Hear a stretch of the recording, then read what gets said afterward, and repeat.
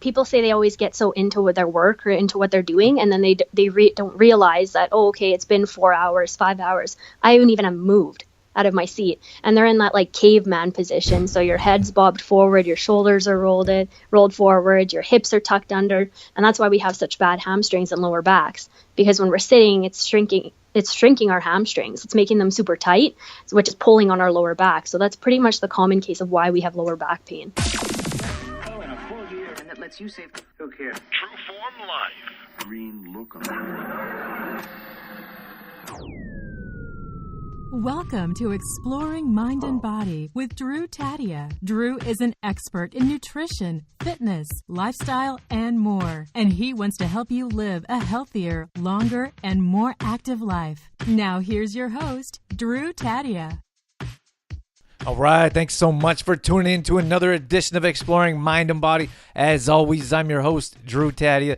Now, today I'm bringing on another special guest. We have Holli Mack coming on, who has an interesting story. Now, she's going to be talking about her passion of teaching mobility as well as kettlebells. We haven't talked about kettlebells yet on this show, so I'm excited to talk about this and shine some light on this topic. Now, Holli has actually had the opportunity to represent Canada in the world in her weight class, so super excited to share this topic with you, this topic and information, how she's traveled the world and what she's doing now to help her clients and members be able to be more flexible. And I think mobility is an important subject alone. Very cool that we get a chance to talk about both here in the same show. You heard Holli there talk at the beginning of the show of how we have the inability to be just mobile because we sit all day. Most of us are in the seated position and we become inflexible day in and day out, and we're not stretching. We're not finding a way to lengthen our ligaments and tendons and muscles, and I think that's where a lot of injuries come from, especially concerning the lower back. So we got all kinds of tips, suggestions, and more coming up. So sit back and enjoy. Get all that coming up. This is Exploring Mind and Body. Naturally improve your lifestyle one show at a time with your host, Drew Taddia. Yep. All right, welcome to another edition of Exploring Mind and Body. Today we have another special guest we're bringing on, Holli Mack. Thank you so much for being here with us. Thank you for having me, Drew. It's our pleasure. So I know you're into kettlebells. I know you're into movement. We're going to get into those details here shortly. Holli, why don't you tell us about yourself and how you got into the fitness industry? Okay, so I'm a kettlebell instructor living in Edmonton right now. I've been working full-time in the fitness industry for probably 4.5 years, almost 5. I specialize in kettlebells, movement, mobility. I kind of do a little bit of everything: calisthenics, body weight exercise, barbell training, strength training, but I really focus on the kettlebell and the movement part. I love it. And well, how did you get into it? What were you doing before you got into fitness and teaching people how to use their bodies? Okay, so growing up, I grew up playing a lot of sports. My parents put me in dance when I was 4, and I think that's kind of where everything started. I loved like competing and everything about dance, the movement, and then I played a lot of high school sports. I loved track and field. So when I was younger, I kind of knew that I wanted to do some kind of coaching when I grew up, and then I looked into a bunch of schools when I was finishing high school, and I went to Red Deer College, and that's where I did my Kinesiology Diploma. It was like a 2-year course, and then when I was doing my kinesiology diploma, I got a job at Absolute Fitness in Red Deer, and it was like a gym, and I started just working reception, but I was watching all the trainers and shadowing the trainers all the time.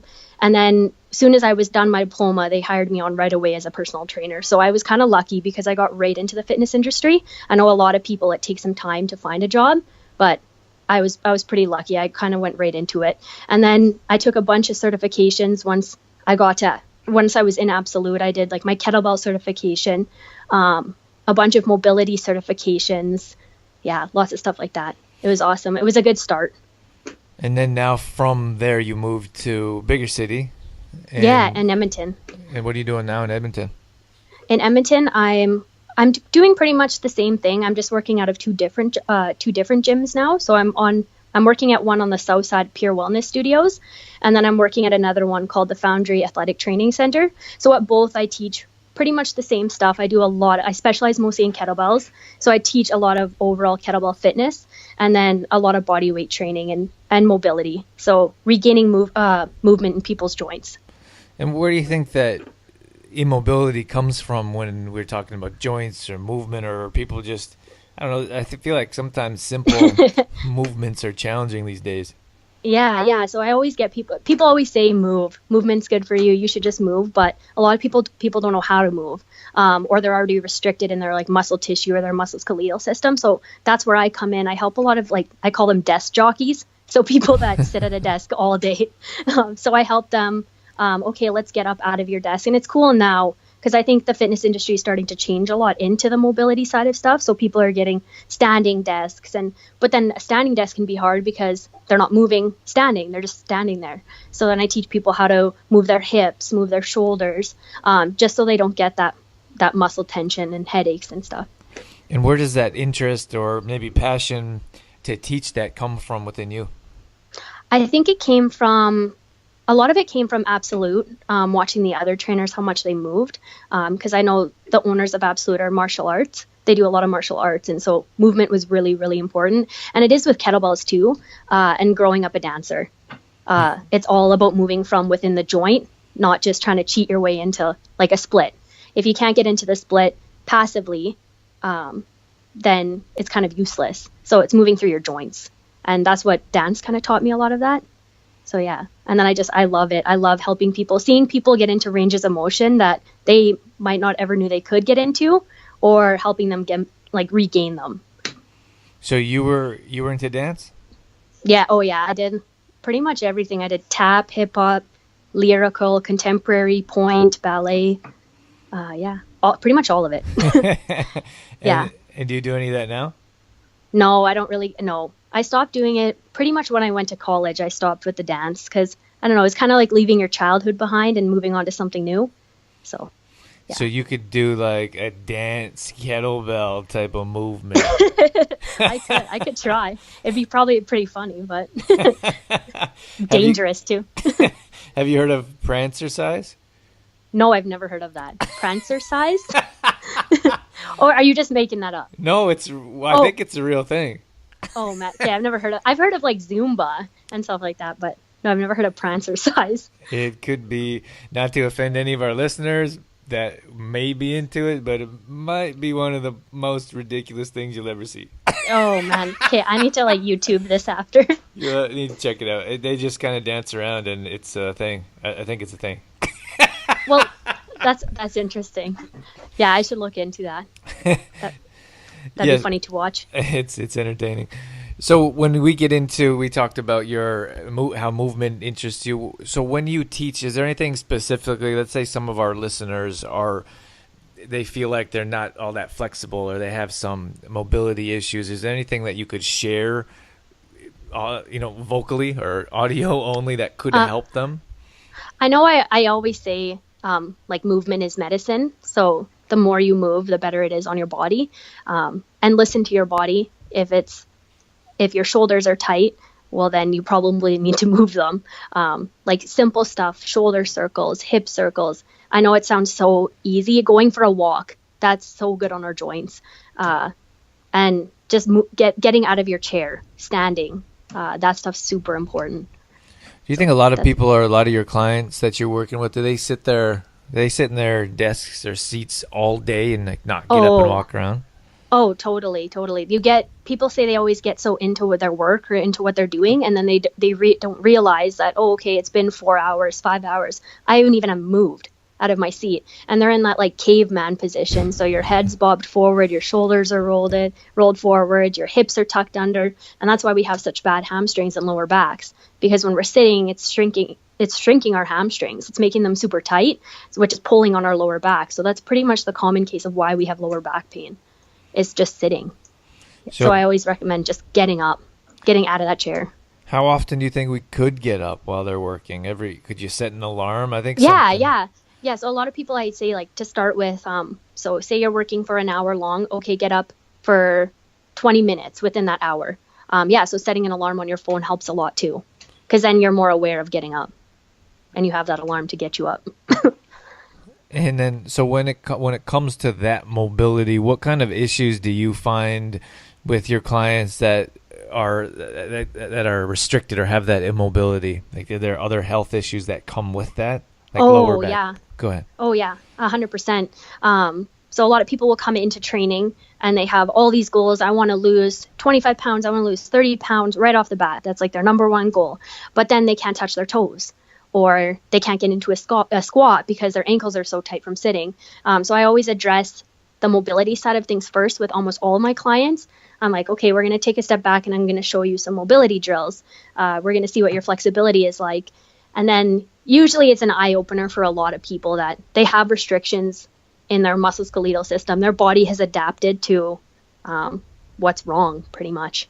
And then we try to reverse that. And then it's easier to get into their goals of weight loss or building strength, or because if you can't squat down because your ankles and your hamstrings and your glutes are so tight, it's going to make it pretty hard to do an hour-long class or hour-long session. It's going to hurt.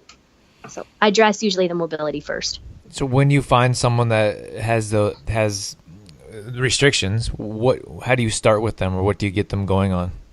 Is it just basic flexibility stuff, stretching? Yeah. So I always break it down from head to toe, and I hit like all our major joints. So I'll hit our neck, our shoulders, our upper back, our elbows, our wrists, our hips, our knees, and our ankles, and then we go off of that. So I always start simple mobility drills, and then we intensify it as we go, or we add on more as we go. It's a lot of it is just waking up the body because it's so used to not moving. So getting them aware, getting their nervous system ready to do the work. How often do you think people should be stretching? Every day. For how long? I wouldn't say there's a time limit on it, to be honest. Like, a lot of what I teach is, it's not passive, it's active. So instead of you coming in here and I'm going to be like, okay, we're going to spend 1 minute doing a pigeon stretch. Instead, I'm going to work you through the range of motion through your hip. So we're going to do some back and forth between hamstring and hip flexor, and you're moving like pretty much the whole time. So a lot of the time it makes people sweat because it can be almost like a workout, to be honest. Like I still sweat when I do it. And I've been doing it for 5 years. So it's a little different, the mobility, than compared to just a passive stretch. It's like a mixture of yoga and movement. It's cool. It's more like a flow kind of thing. Yeah, kind of like flow. Yeah. Totally. Can we link a video to our blog post? Do you have anything that our listeners could go and look at? Oh yeah, totally. My Instagram, and so Holli Mack Fitness is my Instagram, and then I also have my website, Holli Mack not hotmail.com, hollimack.com, www.hollimack.com. Okay, so they can go there and check out some of these videos you're talking about. Oh yeah, totally. There's lots of stuff up on there. Okay. Tell me about the kettlebell. Why don't you tell me where your passion or interest comes from the kettlebell in particular? Okay, my kettlebell story. It's a little long one. But okay, so when I was working in Absolute Fitness, one day I went to go check the mail, and I actually never knew anything about kettlebell sport when I first started. Like, even when I took my certification, I heard of kettlebell sport, but I didn't really know about it or knew anything like specific about it. So one day at work, I went to go check the mail, and in the mail was an invitation to a kettlebell competition in Edmonton. And I was like, kettlebells? Like, kettlebell competition? What is this? Like, I've never heard of it. So then I started looking into it, and I was like, whoa, this is cool. And I was actually at the time thinking about doing a powerlifting competition because I was lifting really heavy barbell, but I was losing all my endurance and my flexibility. So then I'm like, I seen the kettlebell sport, and I'm like, this is interesting because it's different. It looks like strength endurance, but you need your mobility to lift for 10 minutes. So then I started YouTubing it. I got programs off of different kettlebell instructors online. I became really, really obsessed with it. And then I didn't have that much time to train for that kettlebell competition. So I signed up for it. And then I got right into training, just buying random programs and stuff, not really knowing what I was doing. And then I went to the competition, and I was thinking, I got this. I was registered in the kettlebell snatch, 12 kg, so 25-pound kettlebell. And I was like, okay, I'm going to make 10 minutes, like, no problem. I've done the work. And I get to the competition, and I dropped the kettlebell within 3.5 minutes. And I was like, whoa, I'm lacking something. Like, obviously there's more. I'm lacking like some key strengths and technique. And then, I became pretty obsessed with it because I was like, I want to make 10 minutes one day, because there were some athletes there that blew my mind. Sometimes the show once a week or even twice a week just isn't enough. So if you want more content, if you want to know more about what we're doing at True Form Life, you can find us on Facebook. We're on there posting at least twice a day, in the morning and the evening. That's at facebook.com/trueformlife. Or on Instagram. That's kind of my favorite platform. I like to post my food pictures and some of the activities that I do, maybe hiking or whatever that may be. And that's just at Drew Taddia on Instagram, and then Twitter as well. That's at True Form Life. So we're highly active. We'd love to connect with you. So find us on your social media platform and let us know how you're enjoying our show. True Form Life. It's cool. It's interesting. So tell us, what is it? Like, what are you doing for, are all the competitions 10 minutes long? Yeah. So the kettlebell sport, it's an endurance style lifting of kettlebells, like competitively. So the objective is to complete as many repetitions as possible in 10 minutes, either with 1 or 2 kettlebells, depending on the event. And you have your traditional events, which are kettlebell snatch, kettlebell long cycle, and kettlebell biathlon. And I started with kettlebell snatch, and now I've moved to kettlebell long cycle, 1-arm long cycle. So I'm lifting 1 kettlebell. And can you explain what the snatch and long cycle is? Yeah, so kettlebell snatch, it's a single arm swing coming into overhead position in one fluid motion. So it looks really, really smooth. I always tell people it's like opening up a garage door. You go straight up with that kettlebell, and then you have to lock it out, and then you come back down into your swing. Long cycle is a little bit different. It's more gritty. I like to say it's harder. So you rack your kettlebell into your clean position or your rack position. So you rack it up to your chest, and then it's followed by using the legs to dip under the weight, which is called a jerk. And you lock out the kettlebell in overhead position, and then back down into your rack position into your clean. It's a lot of movements happening with the long cycle, but I love it. And what is it that you enjoy so much about it? I think it's a lot of it is like the technique. So everyone is so different. What works for some person doesn't work for the other to make 10 minutes. And you have to have mobility. So you have to have like a flexible upper back to get into that overhead position, or it's going to make it tougher on the athlete to make 10 minutes because they're going to be using different muscle groups.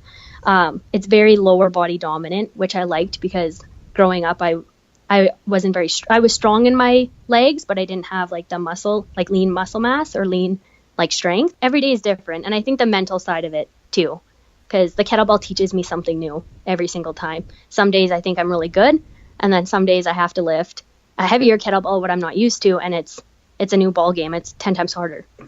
So it's always changing. And what is the goal? To see who can get the most reps within that 10 minutes? Yeah. So when you go to a kettlebell competition, every athlete competes in their weight category and age category.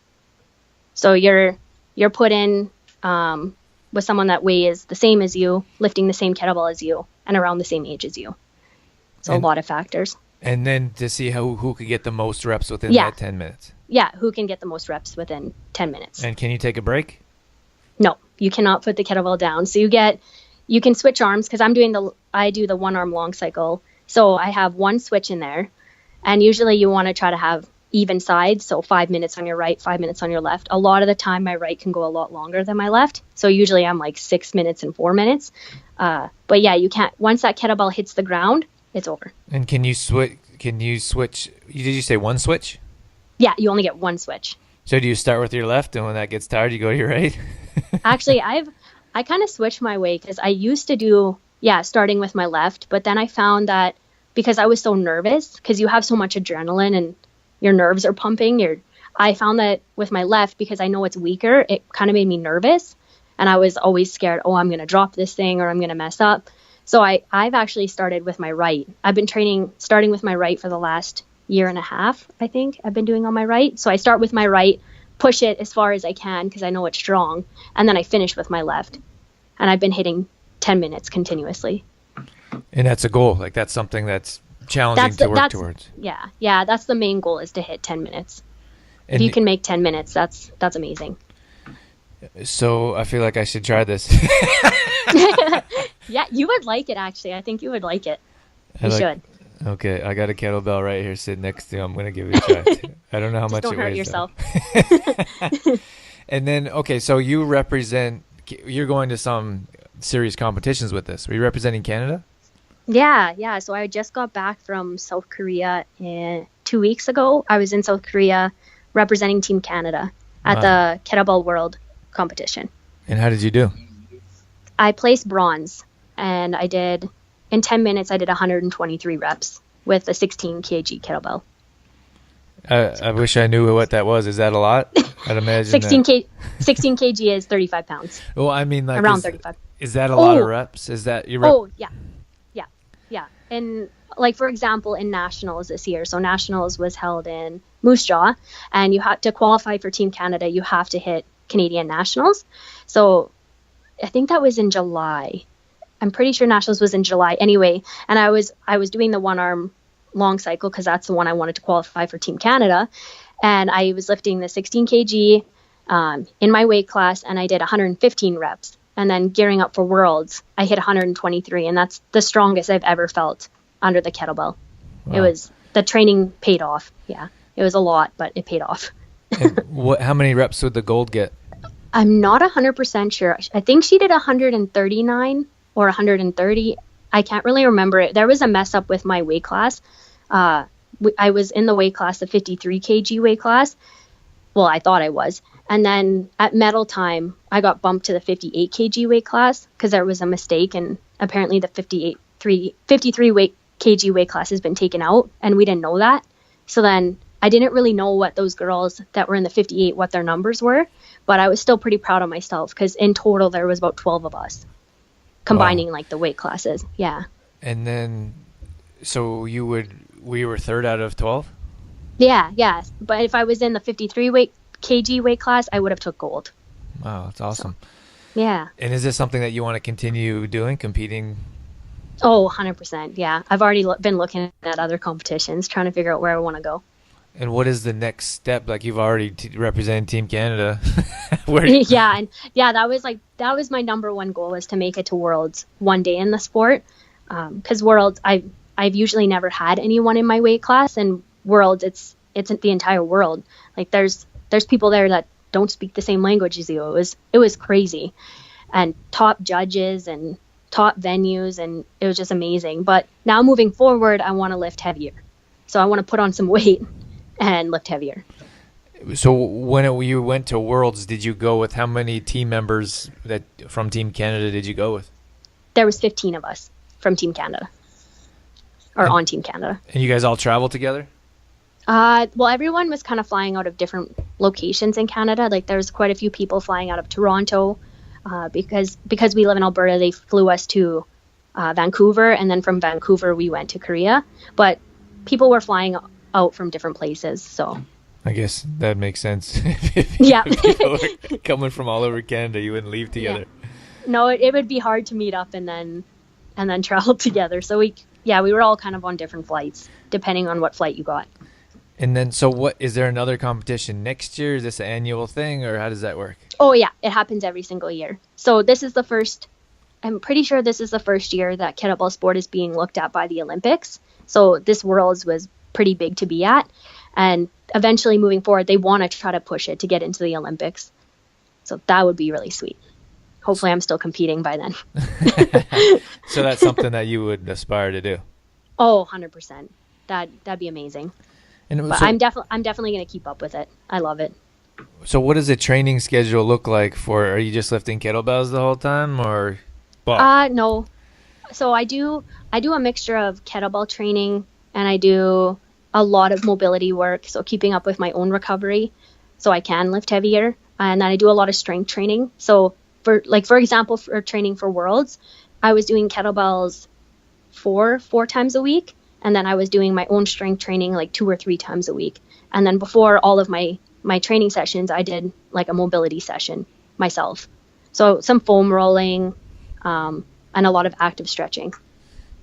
So if you're representing Team Canada, I know it works different in different sports, but do you have a Team Canada coach? Do you have someone working with you, or are you kind of doing the stuff on your own and then you all come together to represent the country?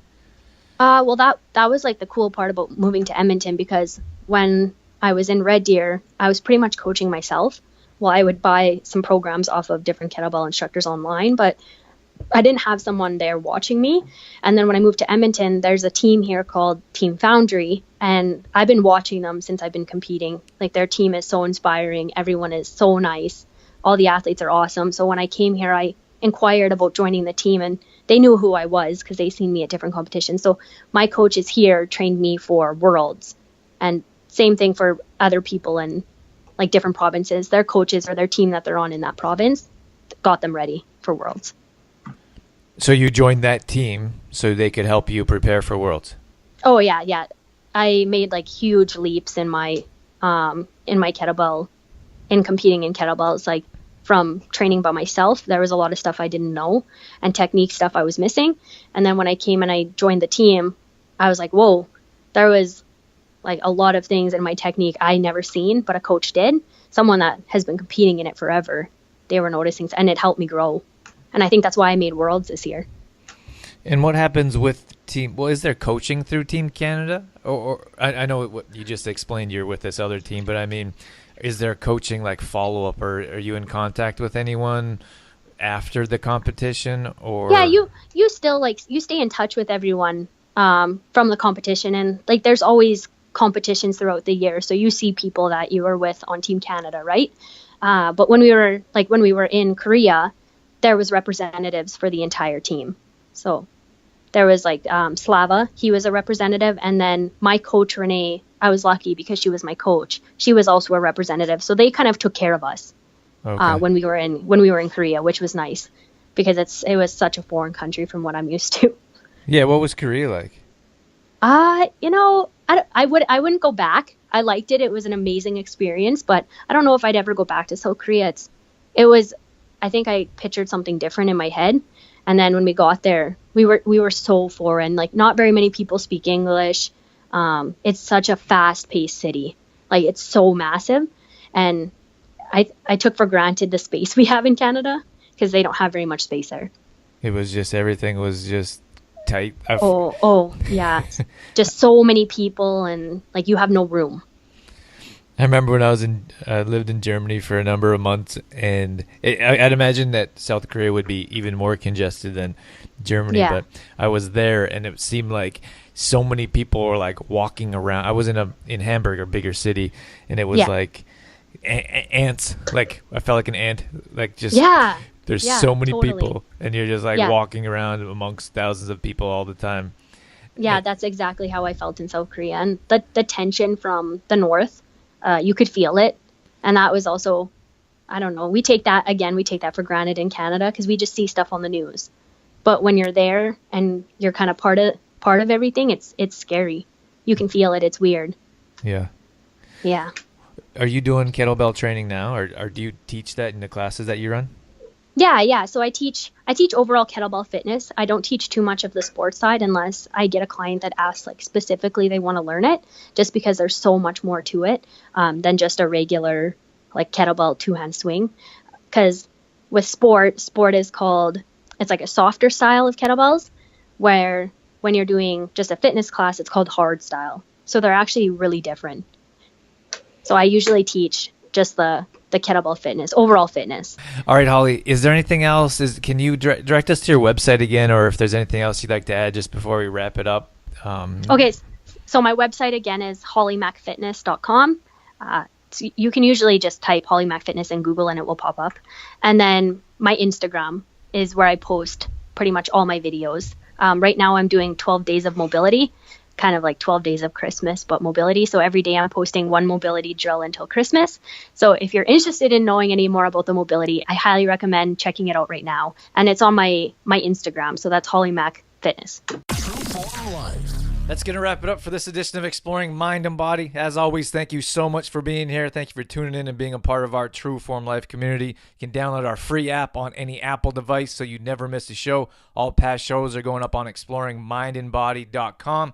Don't forget to check out our monthly membership where we do fitness routines, recipes, grocery shopping lists, and more, all working towards bringing you a healthier lifestyle. That's at trueformlife.com. That's it. That's all I got. I'm out of here. As always, I'm your host, Drew Taddia, in health and fitness for a better world. Thanks for listening.